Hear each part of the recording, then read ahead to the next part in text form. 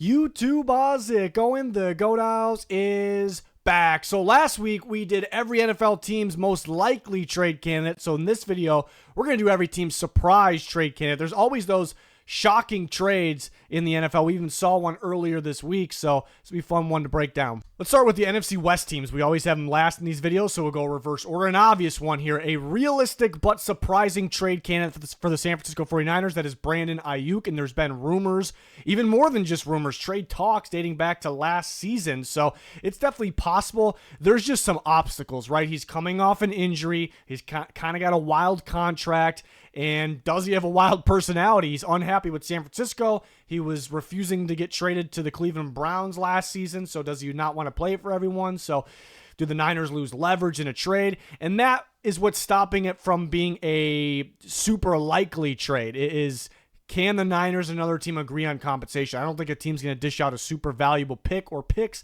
I think they would offer a third. I think a second's possible, but I don't see it right now at this stage where he's at coming off an injury. So a team would probably offer a third, maybe a third and more. Is it worth it for the Niners is the question. Maybe not. They could be looking for another receiver right now, not giving one away. So they had better offers a season ago for Brandon Aiyuk. So that is what's stopping it from being a very likely trade. Can the two sides agree on compensation? The Seahawks, I'll go Kenneth Walker. There was some rumors maybe a month or two ago about Kenneth Walker getting dealt. It was just rumors. I don't think there was any talks, but it's somewhat possible. I'm not really counting on it, but the Seahawks do have a number of solid running backs. Charbonnet, they drafted Damian Martinez. I love that draft pick. Seems like a steal. Walker on an expiring deal. Very, very talented, but expiring deal does have durability concerns. Do they just move on from him and kind of focus on the other running backs they have to kind of get ready for, right now and the future? What would a team be willing to give up for him? Again, super talented, but has durability concerns. They'd probably go for a fourth-round pick. Maybe not worth it for Seattle. So there's been rumors about it. Again, not fully counting on it, but one to watch. The Rams are one of those teams in this video. I don't really have an option that I'm fully counting on getting traded, but Kyren Williams is the one you have to go with because he wants an extension, and the Rams and Kyren Williams have failed to get that done so far. It does seem like they're on pretty good terms, though, so that's why it becomes a little less likely than maybe it was a month or two ago because they haven't agreed on an extension yet, but maybe a team comes along, gives them a pretty good draft pick. They have a number of running backs, solid young running backs from the last two draft classes behind Kyren Williams. They're not as good as him, and he's kind of been a star running back for LA, so they would like to keep him. They most likely keep him, but if they can't agree on an extension, I suppose one to watch. The Cardinals are one of the teams in the video that they don't have one, really. You kind of have to force one here. And Jalen Thompson, I suppose, is one I look at. There isn't a huge market for safety, so who's going to trade from? The Cardinals aren't going to be desperate to trade Thompson, but they did draft Taylor Demerson last year. He could easily fill in that role and play alongside Budda Baker. They're a lot deeper on defense now compared to the past few years. They're very well coached. It's a defense that got better over the course of last season, and they're going to be even better, at least in my opinion, this year. So, if they can flip them for a decent pick, then it's somewhat possible. It's just the Cardinals kind of had to force one here. Not a team I think is going to make a splash trade before the season. The Broncos, I'll go safety PJ Locke. Not a must-trade situation here, but they did replace him as a starting safety. They added Ufunga, and they already have Brandon Jones. So if there's a team out there that might be desperate for a safety, they could trade for Locke. He did have surgery this offseason, so it could be something that stops it, but not a super obvious surprise trade candidate for Denver. The Chargers, I'll go Quentin Johnson. I like this one because I think it's somewhat possible the Chargers have added multiple receivers this offseason, so it kind of pushes Johnson down the depth chart. He's still young, has upside. He was productive last year, just dropped the ball quite a bit, so there could be a team out there that maybe is interested in seeing what he has if he can kind of get his career going because he still has upside. So does he get pushed down the depth chart? And if the case, do the Chargers accept an offer if it is solid? The Chiefs, I'll go at Wanya Morris, a young tackle of theirs. Hasn't looked good so far, but he was a super raw prospect. Just had the traits, really nothing else. Coming out of college, spent his time with Tennessee and Oklahoma, was a big-time recruit because of those polarizing traits. So a team could be interested out there to kind of work with them. The Chiefs, have their starters lined up. Why this maybe won't happen is they don't have the greatest depth right now, so they may need him, and they may be still excited about his potential, his upside. So we'll see. For the Raiders, I'll go Colton Miller. It felt a little more likely that this, a splash trade could happen a couple months ago before the draft. He wanted an extension. The Raiders weren't even discussing it with him, but it does seem like they're, a little bit on better terms right now, but Colton Miller's still looking for an extension. If he does get dealt, he could go for some pretty decent compensation because teams are desperate for an offensive tackle, but then that would make the Raiders pretty desperate for an offensive tackle if they traded him. So I'm not counting on it, but an interesting one. The Panthers, could they trade second-year receiver Xavier Legette? I mean, maybe it's not super likely, but he was underwhelming last year, pretty disappointing in a lot of people's eyes, and they did add multiple receivers. Obviously, Tetairoa McMillan in the first round is the big one, but hearing good things about Jimmy Horn Jr., which I did like that draft pick a lot, so Legette could be moving down the depth chart a bit, and there could be teams out there that are highly interested, turning him into like a Deebo Samuel, maybe the 49ers come to mind, type of player, like a Deebo type player in an offense. I mean, you can get some legit play out of him that way. He's got to do a better job down the field, tracking the ball, catching the football a little bit better. But most likely the Panthers they liked him a lot just a year ago, so they want to give him more of a shot, but there could be teams calling and teams interested. For the Saints, how about the Honey Badger, Tyrann Mathieu? I could see a contending team that could use another safety looking to add a guy like Tyrann Mathieu. And the Saints, they're, I don't want to say they're like stage one or rebuild, but they're somewhere in that rebuild, retool, or at least they should be, with the new staff, a lot of young players, a young quarterback going to be starting. And they have safeties. They added Justin Reed, who's playing as good as football in his career, as he ever has. So that's, a big-time safety, and they draft a guy, Jonas Sanker. I love that draft pick, so they can afford to move on from Mathieu. It's not a must-trade situation, but I think they should consider it, and I could see some contending teams out there being interested. The Falcons will go Kyle Pitts, and this might not surprise a lot of people because there's been talks, there's been rumors, we know teams have called, but the Falcons have said they wanted a day 2 pick for him, and I don't think teams are really ready to trade that because he's been super underwhelming, especially catching the football. He doesn't fit every single system, and he's going to be on an expiring deal. So is he worth that either way? Probably not. If the Falcons come down on that compensation request, then it becomes a lot more likely. But right now, he's a realistic surprise trade candidate and definitely one everyone's watching. The Buccaneers are one of those teams, they don't have one. You kind of have to force one here. I don't see them trading Rachaad White, but if there was anyone on their roster, their RB2 that has potential to be an RB1, maybe could be that guy because he could be a starter somewhere. Some team might offer something that the Buccaneers feel they can't really pass up on. But again, they really want Bucky Irving and Rachaad White in there. They have a load of receivers. Some may say, Jalen McMillan went down the depth chart, but Mike Evans going to be a free agent next year. They like having those receivers, especially with the injury risk for some of these guys. So they're not going to trade one of those guys. So Jamel Dean could fit this type of video. We included him in last week's video, or most likely trade candidate, because the Bucs don't have super obvious ones here. The Jags, I'll go with Arik Armstead, who was a big signing for them last offseason, but was pretty underwhelming. Definitely not playing to the level he was a few years ago or more. And they have other options to step up. Mason Smith, second-year player out of LSU, could step up, so they could look to move Armstead. And he's always kind of been a versatile defensive lineman where he could play, 3 technique or even defensive end. So he's not really for everyone. So could look to trade him in a team that, could he go back to the Niners? Robert Saleh back there, a team like that. Could be interested in Armstead, and the Jags could just be looking to move on from him and play some of the younger guys. Titans, I'll go tight end Chig Okonkwo, who's definitely been a weapon for them, but they drafted Gunnar Helm. Of course, they can use both these tight ends, but Helm is more of your every down tight end, can play in line. Okonkwo, a little bit more of a weapon, a move tight end, can align in different spots almost as a receiver at times. So could Helm be more of Brian Callahan's type of tight end, or maybe there's a lot of teams that could use a tight end right now, or sniffing around the market. Could they value a guy like Okonkwo more than the Tennessee Titans?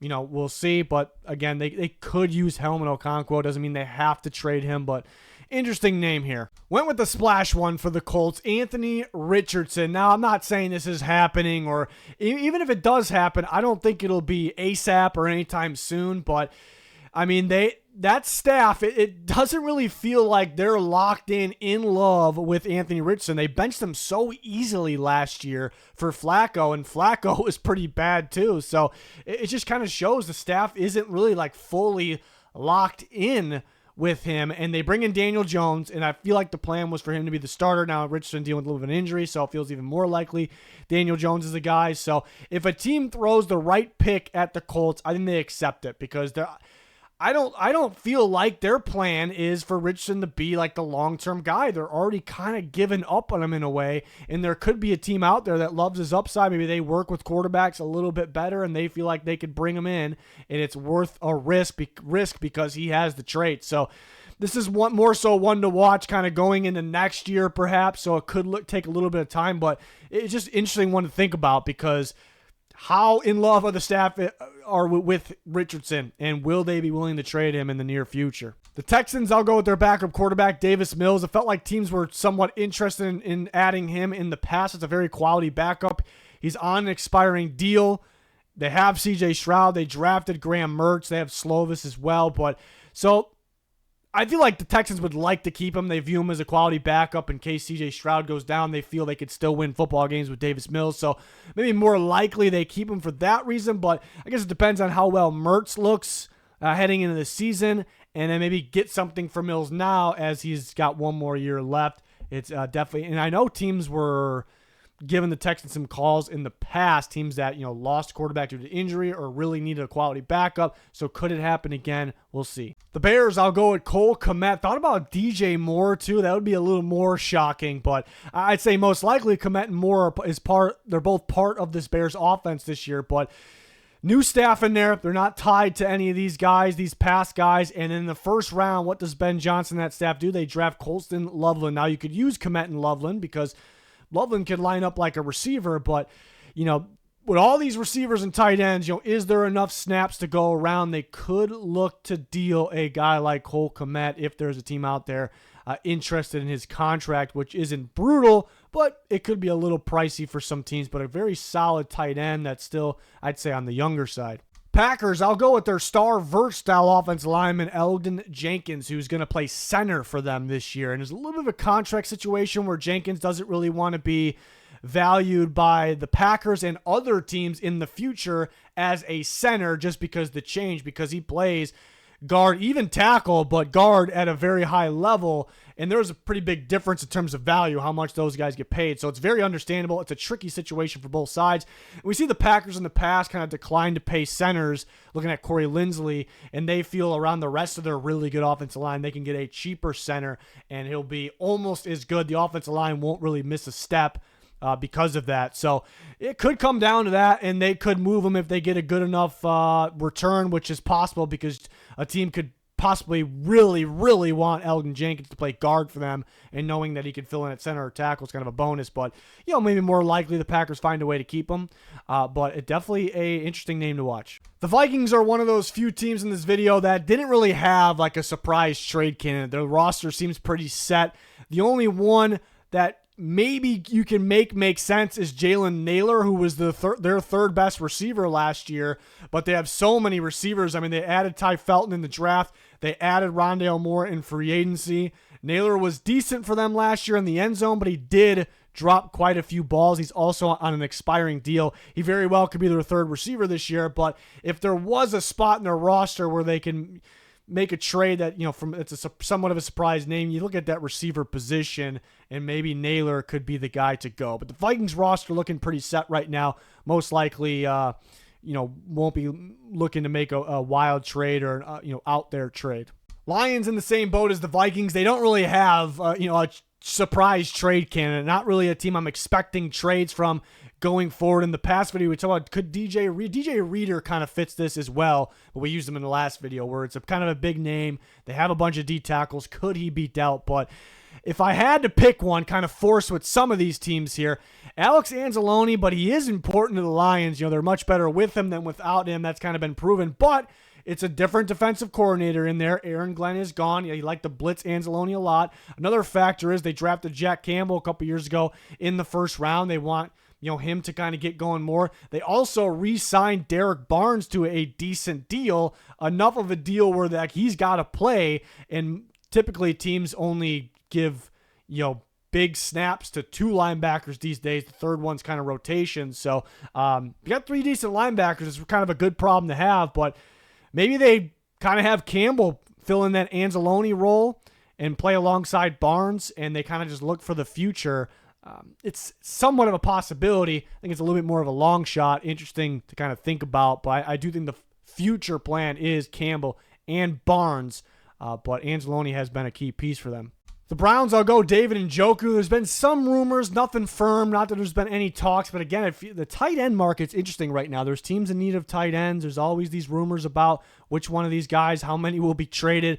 The Browns drafted Harold Fannin Jr., could be a David Njoku replacement, or they could use both. Harold Fannin definitely could be used as more of a receiver. Njoku could be used that way as well, but they are in somewhat of a rebuild. They're definitely in kind of a rebuild process. They could look to move on from Njoku. Again, not one of those ones I'm fully counting on, but it definitely could make some sense. One of the big ones of the video, maybe the biggest one of the video, Steelers star pass rusher, TJ Watt. Been some rumors about this. The Steelers, of course, don't want to lose their best player, but they could get a lot in return. I'd say a first-round pick and more, even though he does need a new deal. He wants to be the highest-paid non-quarterback in football, at least the highest-paid defensive player in football. The Steelers do have a lot of future cap. They did spend a lot with their recent trade.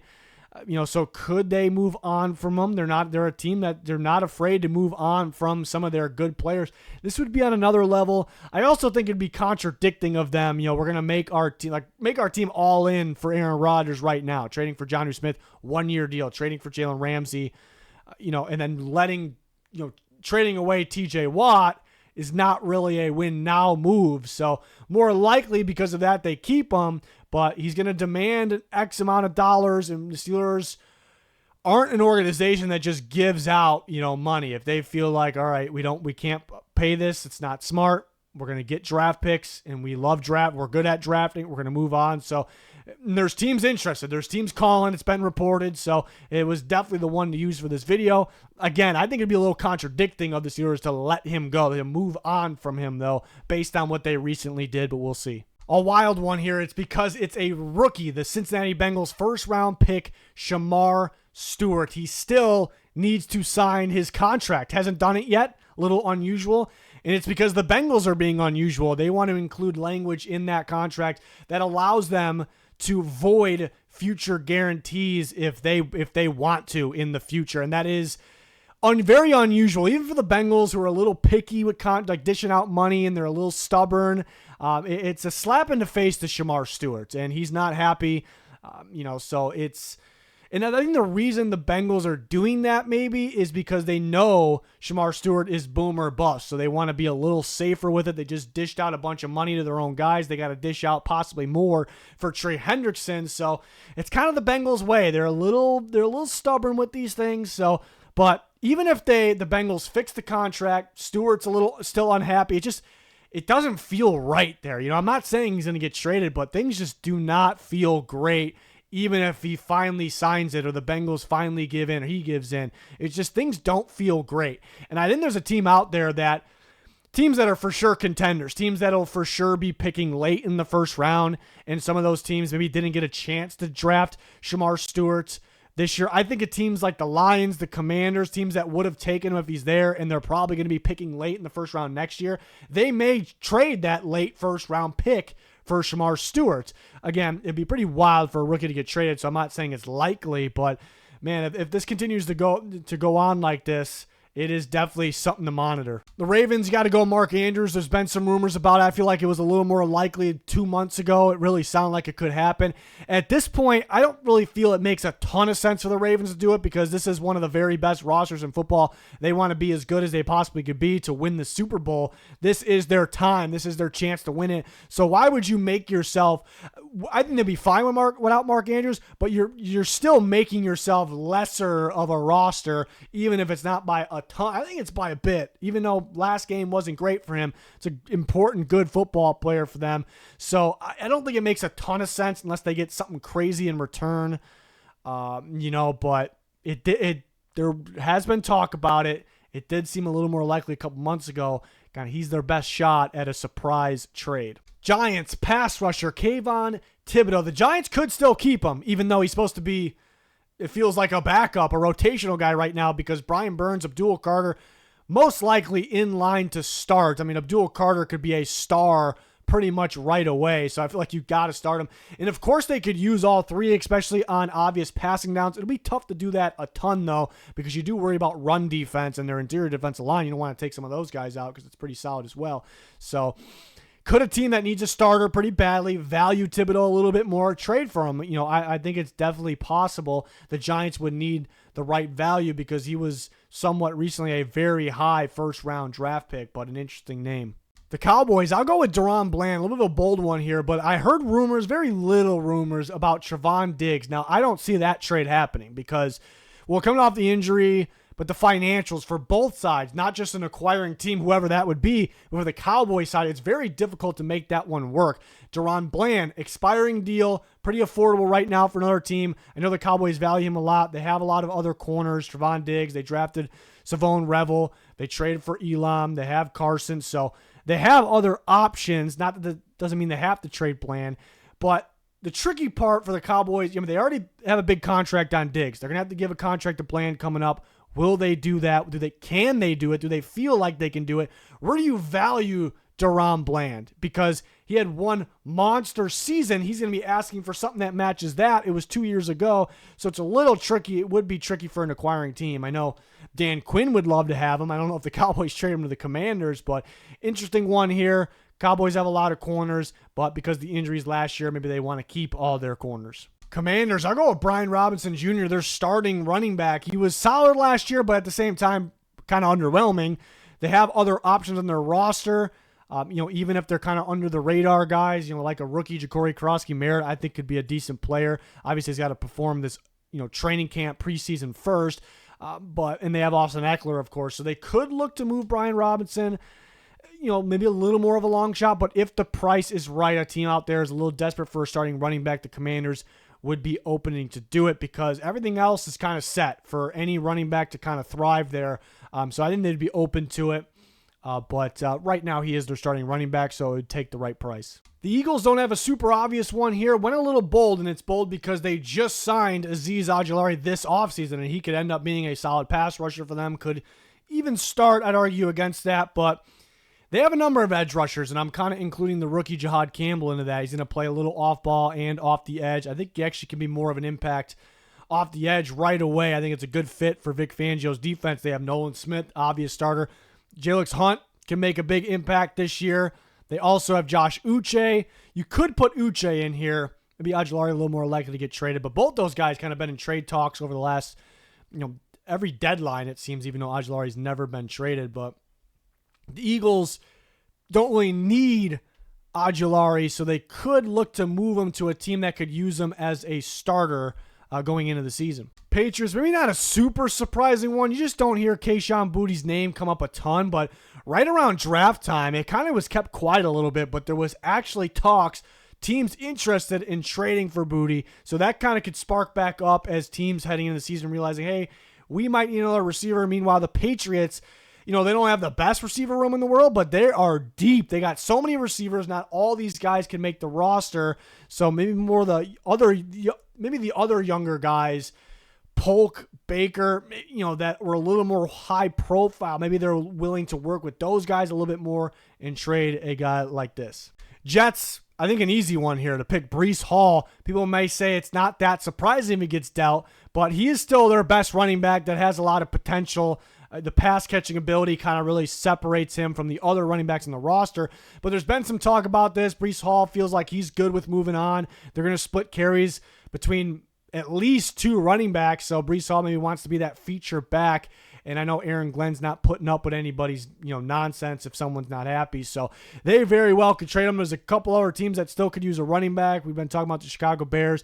Maybe just waiting for the value to drop a little bit, maybe, if that is ever the case. But the Jets aren't going to just give him away. It feels like he's still very valuable, still has upside, but definitely a name that everyone's kind of keep an eye on here the last couple months and going forward. For the Bills, I'll go with their pass rusher AJ Epinesa, who's been fairly solid for them, but they have a franchise edge rusher in Gregory Rousseau, who they extended big time. They're locked in with him, and they've been looking for another edge rusher right on the opposite side to be that consistent starter. They signed Joey Bosa, they drafted Landon Jackson, who's a pretty good fit for them, and even though they like Epinesa, it does feel like they maybe are trying to replace him. So I think they'd be open to moving him, and there's teams out there that would view him as a starting pass rusher in their defense, teams that maybe badly need one. So that just because how deep the Bills are, and they're kind of still looking, for that guy while they have him, they'd be willing to move on from him, in my opinion. For the Dolphins, I'm kind of forced to go with Tyreek Hill, and it's funny because when I thought of these video ideas, including the one we did last week, the likely trade candidates for each team, the first team I thought of was the Dolphins. It's kind of what sparked the video idea. At that time, Jalen Ramsey, Jonnu Smith were not traded, so I'm like, I'm going to go Jalen Ramsey for the first video, Jonnu Smith for the second one, and then boom, earlier this week, they both get traded in the same trade. So kind of forced to go with Tyreek Hill. Been some rumors about it. I think it would have happened by now if it was going to happen, but you never know. And Tyreek Hill is a prime example of this video because there's always surprise trades. I think the most surprised I've been in recent memory from a trade was the Chiefs trading Tyreek Hill. It was out of nowhere. Thought he was untouchable. It just so shocking that the Chiefs traded their star receiver. Worked out for them. But you never know. Tyreek Hill could wake up one day and be like, yep, trade me right now. I'm not saying it's going to happen or it's the case. It has some off the field things. So when the Dolphins wake up one day, they decide to trade him. They're going to need the appropriate value. Again, I feel like if he were to be dealt, it probably would have already happened. But you never know. And he's a great example. The Dolphins are a great example earlier this week of the surprise trades. Minka was the surprise candidate with that one. That was pretty wild. But they can happen. It's the NFL. It's more and more entertaining in the offseason. Every single year, gets more entertaining, it sounds like. So it's a fun video. Check out the other one with the more likely trade candidates if you haven't seen it. We've been doing a lot of rankings videos, so you can check those out as well. Like, subscribe to notifications on. It's going to do it. Thanks for watching. Goodbye.